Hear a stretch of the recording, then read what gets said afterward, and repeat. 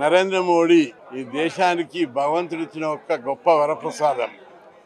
ఆయన అధికారం చేపట్టిన తర్వాత భారతదేశ అభివృద్ధి శరవేగంతో పెరుగుతుంది. ప్రపంచంలో ఎక్కడనో మనము 2014 పూర్వము 70-80 ర్యాంకు ఉన్న మనము ఈరోజు 4వ ర్యాంకుకు ఎదిగామంటే అది మామూలు విషయం కాదు. అంతేకాదు ఆయన ఈ దేశానికి భగవంతుడిచ్చినటువంటి వరప్రసాదం.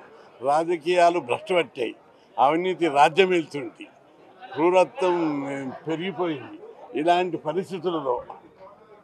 పరిస్థితుల్లో భారతదేశాన్ని సరైన దారిలో పెట్టడానికి, ధర్మాన్ని న్యాయాన్ని ఈ దేశంలో నెలకొల్పడానికి భగవంతుడే నరేంద్ర మోడీని పంపించారు.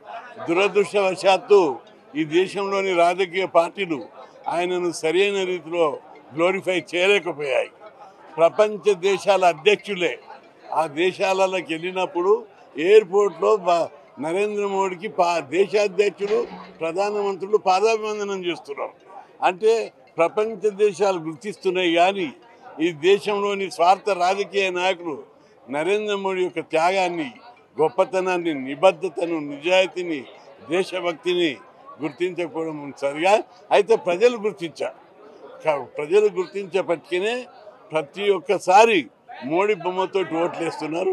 ఇది ఇట్లే కొనసాగుతుంది. మోడీ యొక్క శకం ఇంకా ముందుకు భారతదేశాన్ని అగ్రదేశంగా తీసుకెళ్లే స్థాయికి, పూర్వ వైభవాన్ని తీసుకెళ్లే స్థాయికి ఎదగాలని, ఎదుగుతుందని ఆశిస్తున్నాను.